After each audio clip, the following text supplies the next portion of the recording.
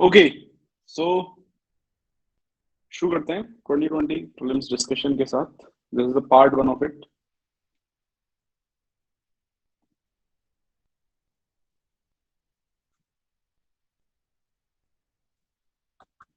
Question number 1.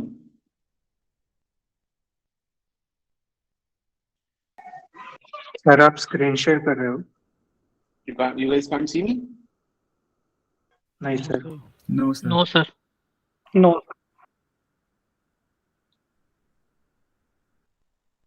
अब देख पा रहे हो? Hello hello. Yes, sir. Yes, sir. अब वही Yes, screen sir. share. Okay. Anyways, welcome again. This is Prelims 2020 Part 1 we are discussing. I hope the observations will help you in acing some of the difficult questions in prelims. Okay. Discussion का method वही है. Context or I would say the motivation why that question was asked. Then how some of the elimination tricks could have helped. And third, the official answer. क्योंकि आजकल official answer और coaching answer अलग-अलग होते हैं. ठीक है. Question number 1. What was the motivation? So the motivation was SC judgment. ठीक है. On Aadhaar that came. ठीक है. Okay. Aadhaar metadata cannot be stored for more than 3 months. Okay. State cannot enter into any contract with private corporations for sharing the Aadhaar data. Aadhaar is mandatory for obtaining insurance products. Aadhaar is mandatory for getting benefits funded out of the Consolidated Fund of India. Okay. अब देखो पहले statement 3 और statement 4 को पकड़ लेते हैं. ठीक है. Because both the statements are having same theme. ठीक है. इसलिए तो जनरली ऐसे केस में generally I'm not saying 100% time, but generally it is seen that only one statement would be correct. अगर दो स्टेटमेंट एक दूसरे को कॉन्ट्राडिक्ट करते हैं तो डेफिनेटली एक ही सही होगा. Even if they are not contradicting, so generally it is observed that only one statement is correct. अबे ये क्या हो गया इसको? Okay. Then statement 1 भी देख लो साथ के साथ. Cannot be stored more than 3 sir months. नहीं हो रही Generally- स्क्रीन शेयर सर बंद हो स्क्रीन गई. नहीं दिख रही. अरे यार क्या हो गया आज इसको?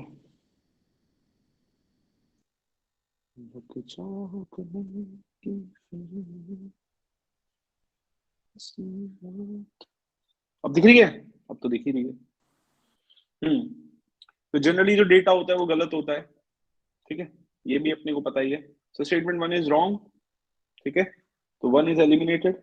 Then out of 3 or 4, only 1 could be right. ठीक है.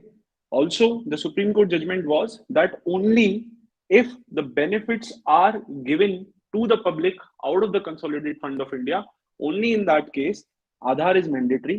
Aadhaar is not mandatory for bank, for license, for insurance product, for SIM, etc. And private companies cannot force citizens to go through eKYC based on Aadhaar. This was basically the judgment. At the same time, Aadhaar Act was upheld by the Supreme Court of India. So statement 2 is right, statement 4 is right, statement 3 is wrong. Correct answer is B. Official answer is also B. Moving on. Ab what you can study. Ab Aadhaar is an important theme. ठीक है. आधार is an important theme.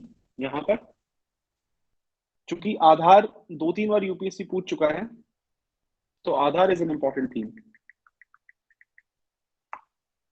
ठीक है. अब क्या पूछ सकता है UPSC? तो recently there was something called as Aadhaar plus voter ID. ठीक है. इस पर कुछ एक act was passed. So I am expecting कि उस पर एक क्वेश्चन आपको मिल जाएगा. तो प्लीज गो थ्रू दैट. इसमें दोनों ही हिंदू और इंडियन एक्सप्रेस एक्सप्लेन्ड आपको for this particular thing you will get it. ठीक है. Apart from this I would say Indian Express का थोड़ा सा अपर हैंड होता है when it comes to polity articles, क्योंकि I have observed that most of the times questions are directly picked up from there. Anyways moving on. Question number 2 देख लेते हैं. Rajya Sabha has equal powers with the Lok Sabha. Now अब देखो 2020 motivation कुछ नहीं है. This is static question you know. ठीक है ना. अब राज्यसभा हैज इक्वल पावर. तो Rajya Sabha विसवी Lok Sabha is an important theme. अभी क्या हुआ 2020 में उन्होंने क्या पूछ लिया भाई, 2020 में राज्यसभा की स्पेशल पावर पूछ ली, और 2022 में क्या पूछ लिया, लोकसभा की स्पेशल पावर पूछ ली. So this is why I say that themes are very important when you are, going through PYQs. Try to understand what examiner has asked and also try to look at it.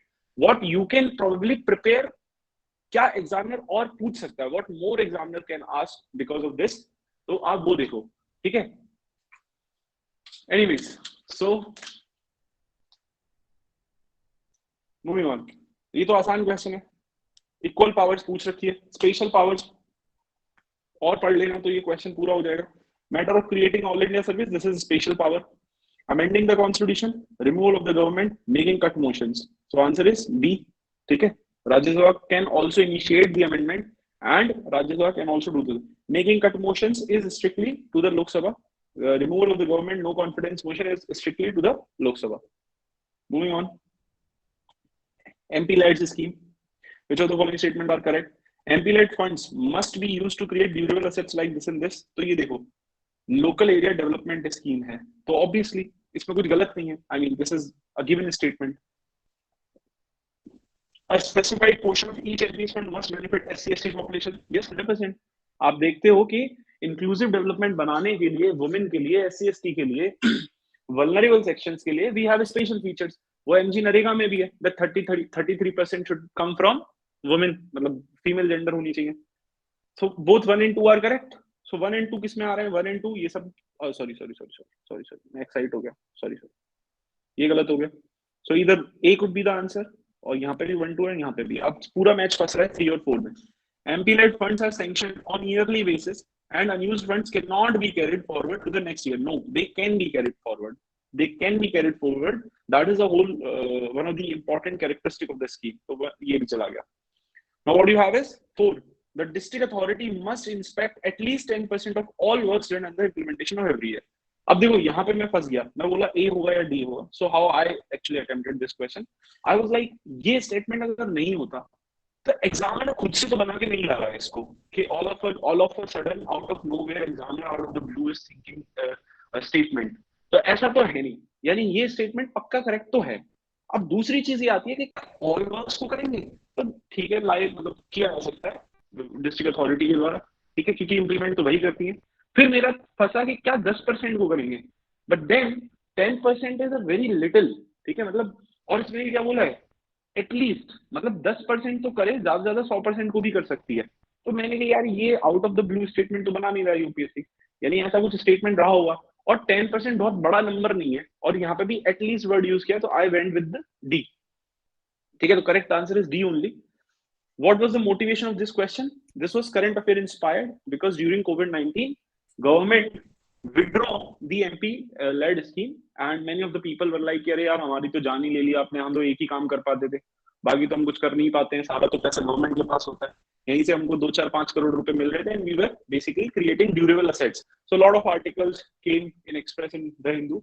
I distinctly remember reading about statement 1 2 3. All the 3 statements I remember reading in the Hindu. In fact, मेरे को जगह भी याद है. मेरे को याद है कि ये था जगह, अगर ये ओपिनियन का पेज है और ये पेज है, तो यहाँ साइड में, इस साइड में एक आर्टिकल आया था MP-leds का. ठीक है, बट देन अगेन सिर्फ reading the newspaper was not sufficient because the statement 4 which was making it all the more difficult. But at the same time अगर आप जो है अंडरस्टैंडिंग से जा रहे हो rather than just cramming the exam and the content, if you are going by understanding route, तो थोड़ा हेल्प हो जाता. Question number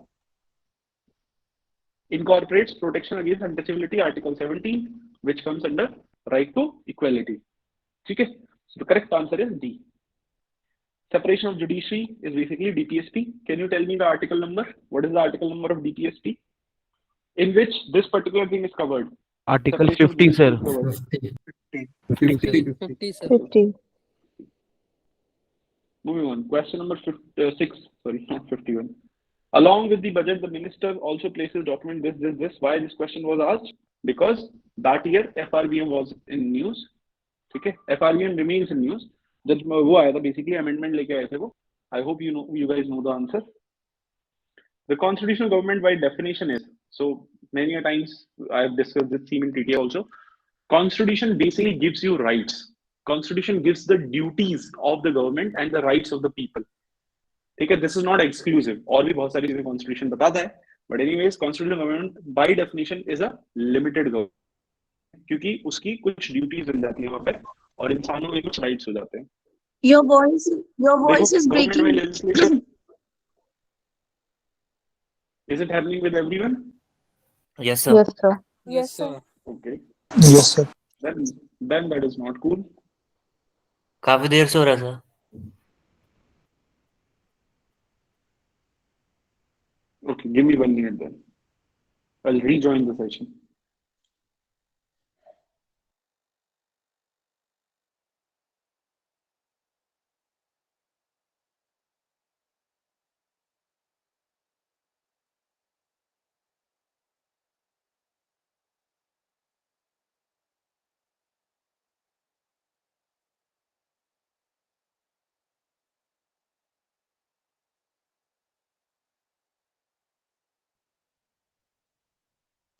Okay, let's try now.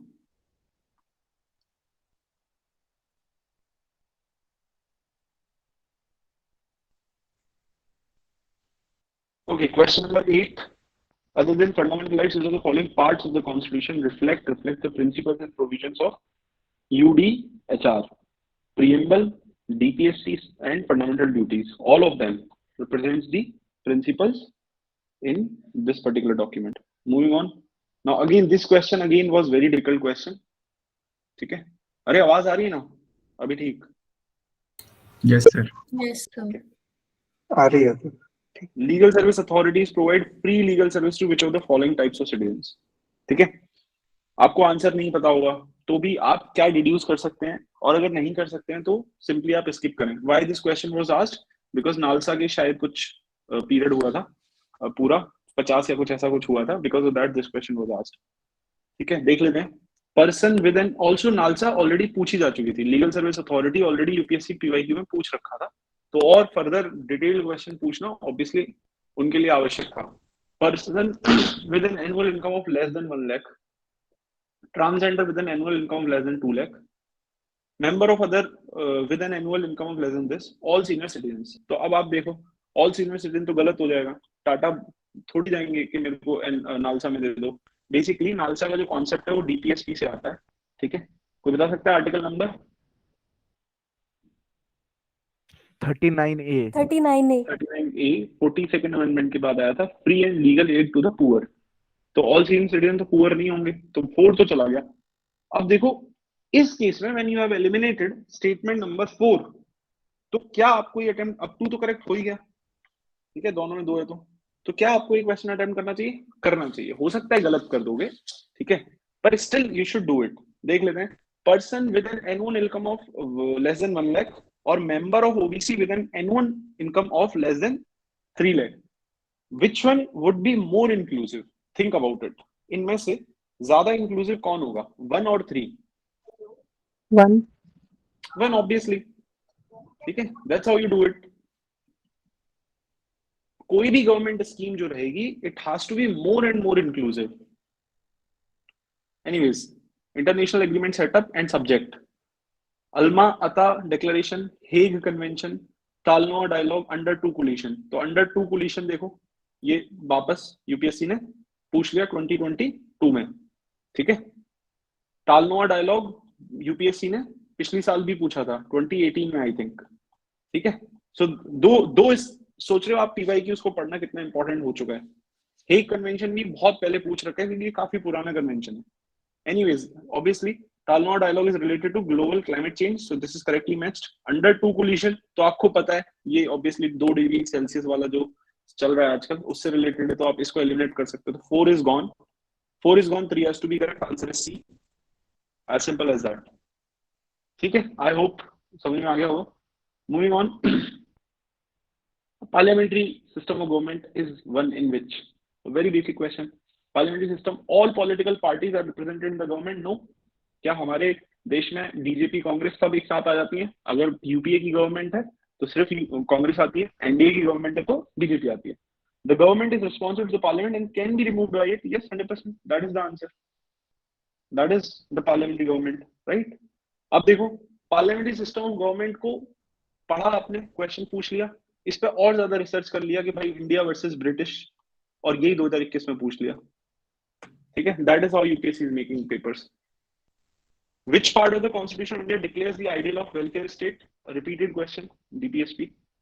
The Constitution of India defines its basic structure. No, बात यही खत्म हो गई. Basic structure is a judicial doctrine. ठीक है? It is not defined, not written anywhere in the Constitution. The Constitution of India provides for judicial review to safeguard the civil liberty, preserve the ideals on which Constitution is based. So this is correct. This is wrong. ठीक है? So the correct answer is D. The Constitution of India indirectly provides judicial review, but it only provides for what? Citizen liberty, not for preserving the ideals on which Constitution is based. So the correct answer is D. One common agreement between Gandhism and Marxism. Marks के कुछ 100 साल या 150 साल हुए थे, because of that this question asked. The Hindu के article में गांधी और मार्क्स को कंपेयर कर रखा था, क्योंकि मार्क्स के कुछ 100 साल हुए थे, कुछ ऐसा कुछ न्यूज में था. सो this is current affair inspired question. अब बिकॉज ऑफ दिस आप गांधी को हर एक आदमी से कंपेयर करने मत लग जाओ, ठीक है. हाँ, न्यूज में अगर आ रहा है तो आप करो. For example, in one of the article Gandhi was compared with Tagore. So I asked it in TTS 21, also in 22, क्योंकि वो आर्टिकल में आया था. Both these stalwarts of the literature and stalwarts of the nationalism and stalwarts of the freedom movement were compared in many articles. तो जो news में आ रहा है वही पकड़ के चलना है, ठीक है. अगर आता है तो करो, वरना ऐसे questions should not be attempted. The correct answer is classless struggle, abolition of private property, economic determination. All of them are wrong. The correct answer is stateless society. So you can probably read more on this कि how Gandhi promoted the concept of stateless society. ठीक है, कौन सी writings में गांधी ने इसका promotion किया. तो you can probably search. Guys please keep yourself muted यार.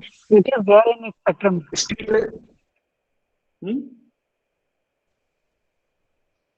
सॉरी, अभी I said spectrum में दिया हुआ है ये, बोस और गांधी का. अभी नए वाले एडिशन में दे रखा हुआ है यार, ये पुराने वाले में नहीं आता था ये सब, ठीक है. ओके. हाँ, स्टेटलेस सोसाइटी. तो आप प्लीज पढ़ेंगे गांधी और स्टेटलेस सोसाइटी का क्या कॉम्बिनेशन है, कौन से आइडियाज से गांधी की जो स्टेटलेस सोसाइटी को प्रमोट करते थे. In context of India, which one of the following is characteristic appropriate for bureaucracy? So bureaucracy is a means to implement policies. An agency binding the scope of parliamentary democracy? Yes, it is doing it. An agency for strengthening structure of federalism? No. An agency for facilitating political stability? Yes, it is doing it. An agency for implementation of public policy? Yes, it is doing it.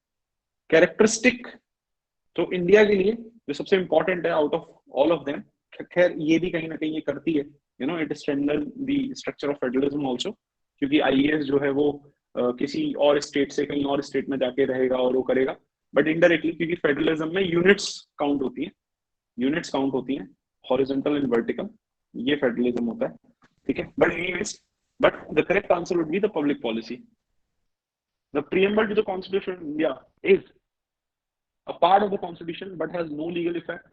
Not a part of constitution has no legal effect either. Part of the constitution has same legal effect as any other part. Part of the constitution but has no legal effect independently of other parts. ठीक है. तो yes, it is a part of the constitution. Can you tell me the name of the judgment जिसमें सुप्रीम कोर्ट ने ये बोला? Sir, LIC case. Kesavananda Bharati. Kesavananda Bharati LIC में रिट्रेट किया, ठीक है. और एक जजमेंट इसमें उन्होंने बोला था it is not part of the preamble, वो भी आप याद रखें. What was the name of judgment? फिर उसको वापस गए बेरुबारी और बोला कि नहीं हम गलत थे वहां पर. Berubari. Okay, but so answer is A और D, part of the constitution. अब एनी अदर पार्ट की तरह तो लीगल एक्ट हो नहीं सकता, वो तो ऑब्वियसली गलत हो गया. पार्ट ऑफ द कॉन्स्टिट्यूशन है. बात आती है कि whether it has legal act और not. So some parts of the preamble may be imposed because they are lying in some other part, for example fundamental rights, ठीक है. तो अपने आप में प्रीएम्बल की कोई लीगल इफेक्ट नहीं है, बट प्रीएम्बल की चीजों को, because what is being enshrined और outlined in the preamble is something that is being developed or given to the citizens, for example fundamental rights. So fundamental rights, equality का concept is envisioned or outlined by the preamble, but it is legal effect जो आ रहा है वो कहाँ से आ रहा है? Fundamental rights से आ रहा है. So it is a part of the constitution and it has legal effect independently of other parts. No, only when you are reading the preamble with other parts it will have legal effect. Question number 17. Gold tranche refers to easy question. With reference to provisions contained in part 4 of the constitution, which of the following is are correct? They shall be enforceable, they shall not be enforceable. तो एक होगा या दो होगा. The principle laid down in this part are influence the making of laws by the state. ये तो आप जान रही हैं. I hope you guys know this. Okay. And it is not enforceable. So answer is this. So answer is D. Static question है. Moving on. A very good question. Okay. According to the constitution, a person who is eligible to vote can be made minister in a state for 6 months even if he is not a member of the legislature of that state. ठीक है, मतलब even if I'm not a member of the legislature of that state, I can be made minister for 6 months if I'm eligible to vote. ठीक है, तो सही है ये statement. This statement is correct. ठीक है. Second is according to the Representation of the People's Act, person convicted of a criminal offence sentenced to imprisonment of 5 years is permanently disqualified from contesting even after his release. ये गलत है. अगर आप criminal case में 2 साल या 2 साल से ज्यादा के लिए आपको जो है जेल हो जाती है, देन आप 6 साल के लिए डिस्क्वालीफाई हो जाते हो. और यही चीज शायद आरजी के साथ हो जाएगी अगर हाई कोर्ट अपहेल्ड्स दी टुडेज जजमेंट. ठीक है, आज ही आया ये न्यूज में, तो इट इज इंपॉर्टेंट देन वापस से. ठीक है, तो ये this question might be repeated again. बाकी ये क्वेश्चन क्यों आया? This is current affair inspired question. Answer होना चाहिए था ए, बट ऑफिशियल आंसर दिया D. I have no idea why it was given like that. ठीक है, because this statement is correct. अगर आप प्लीज एनलाइटन. मैंने पढ़ा था कि उसमें था कि 20 जैसे लोकसभा की जो वो होती है ना कि 25 इयर्स के मतलब जो एज के होते हैं उनसे इलेक्ट हो सकते हैं, इसलिए पहला वाला गलत हो जाएगा. हाँ, उस लॉजिक से हो जाएगा. सही कह रहे हो.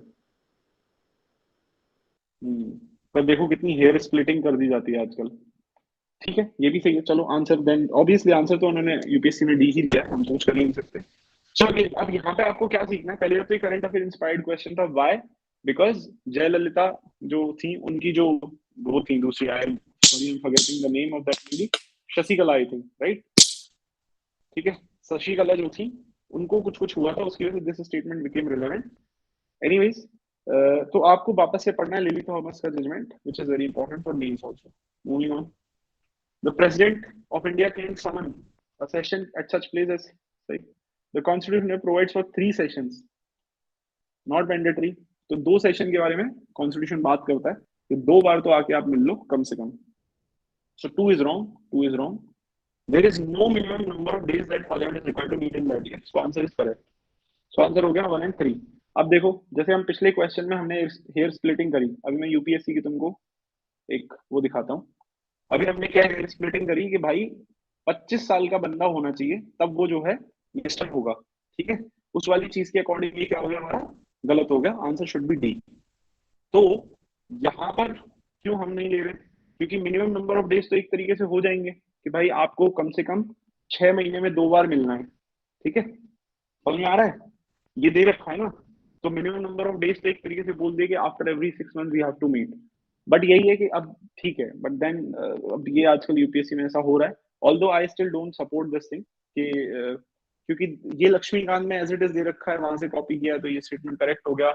लोगों ने इस पे क्वेश्चन भी नहीं उठाया, लोगों ने इस पे क्वेश्चन उठा दिया क्योंकि यहाँ पे लोगों ने ज्यादा सोच लिया. तो ये सब चल रहा है आजकल यूपीएससी में. तो आप मान के चलो कि 2 से 3 क्वेश्चन तो आपको जो है हेयर स्प्लिटिंग करवाएंगे, ऑनलाइन फॉरम्स में लड़ाई करवाएंगे, बहुत सारी एनर्जी खर्च करवाएंगे. और यूपीएससी भी अपने मन मुताबिक इसमें 2-3 क्वेश्चन में अपनी मन मर्जी चलाएगी. You will have no reasons why उसने वो वाला ऑप्शन चूज किया, नॉट दिस. ठीक है, और ये इसीलिए हो रहा है because they have started entertaining the एक विंडो उन्होंने खोली जिसमें यू कैन क्लेम कि ये क्वेश्चन गलत है या कुछ और चीजें हैं, एक्सेट्रा एक्सेट्रा. एनीवेज, अपन को समय नहीं पढ़ना है, तो थोड़ा सेफ खेलते हुए अपने को आगे चलना है. Okay, question number 21. The question is Orang, बनिया, मिरासेदार. ठीक है, पेयर्स को तुमको देखना है कि which of the following are correctly matched. ठीक है, तो अब this is a very tough question. ठीक है, बिकॉज ऐसे एकदम ही रैंडम से नाम पूछ लेना एक का भी कोई आइडिया ना होना, although you guys can probably think और मे बी से कि भाई जो है मिरासीदार्स आपने शायद पढ़ा होगा, सुना होगा, शायद आई एम होपिंग कि आपने एटलीस्ट ये तो पढ़ रखा होगा, designated revenue payer to the state, ठीक है, बिकॉज ये शायद उसमें दे रखा है अपने विपिन चंद्रा में, ठीक है, but these are very very tough, ठीक है। तो ऐसे क्वेश्चंस को आप प्लीज अपने रिस्क पर सॉल्व करें। Answer, correct answer is B, in-charge of the treasury of the state नहीं है ये इंडियन एजेंट था और ये डेजिग्नेटेड रेवेन्यू पेयर था। Moving question number 22, religious history of India consider the following statement, Sthaviravadins belong to Mahayana Buddhism, Lokottarvadin sect was an offshoot of Mahasangika sect of Buddhism. The deification of Buddha by Mahasangikas fostered Buddhism, Mahayan Buddhism. ठीक है, तो अब ये it's a very tough question, I would से again ये बहुत tough question है, ठीक है, इतने ज्यादा डिटेल में जाके पूछना, but then that is how UPSC is doing with at least with Buddhism and Jainism, ठीक है। तो you have seen that there the overall level of questions in Buddhism and Jainism has massively increased compared to the days of 2012 to 2016, ठीक है। Anyways, Sthavirvadins belong to the sect of Mahayan Buddhism. No, this statement is wrong, ठीक है, this statement is wrong. They belong to the Heenyan. Sthavirvadins belong to the Heenyan Buddhism. मैंने कैसे याद किया था मैं बता देता हूँ कि हीनयान और महायान में मैंने, although I'll be taking a session in sprint on Buddhism, जहाँ पे मैं बताऊंगा how I have remembered most of the content. तो मैंने ऐसे याद किया कि हीनयान जो है दे वर द पीपल जो ओल्ड थे और महायान जो था वो न्यू एनर्जी वाले लोग थे। तो ओल्ड पीपल जनरली चेंज नहीं करते हैं, they have generally that negative attitude towards change, और नए लोग जो होते हैं उनके अंदर एनर्जी होती है, तो वो शायद डेमोक्रेसी को चेंज करके कुछ और भी सिस्टम लेके आ सकते हैं because they have lot of energy. अब स्थाविरवादीन का मतलब है स्था मतलब जैसा है वैसे चलने दो, so they belong to the old school Hinayana. And Mahayana Buddhism, बाकी जो थे वो सारे महायान बुद्धिज्म के थे, जैसे कि महासंगिकास, ठीक है, तो वो स्थाविरवादीन के अगेंस्ट जाके खड़े हुए थे Mahasanghikas. Lokottaravadin was also part of this only, ठीक है, थोड़ा चेंज हो गया। So that chart I hope, मेरे आर्ट एंड कल्चर के नोट्स में मैंने एक चार्ट दे रखा है, उसमें सारे स्कूल्स ऑफ थॉट जो है वो कलेक्ट कर रखे हैं। ऑल्सो स्कूल्स को किन्होंने डेवलप किया है, जैसे योगचर्य फॉर एग्जांपल, जैसे महासंगिकास किसने स्टार्ट किया था, कोई बता सकता है क्या? महासंगिका स्कूल किसने फाउंड किया था? Who was the founder of the Mahasanghika school? Anyone?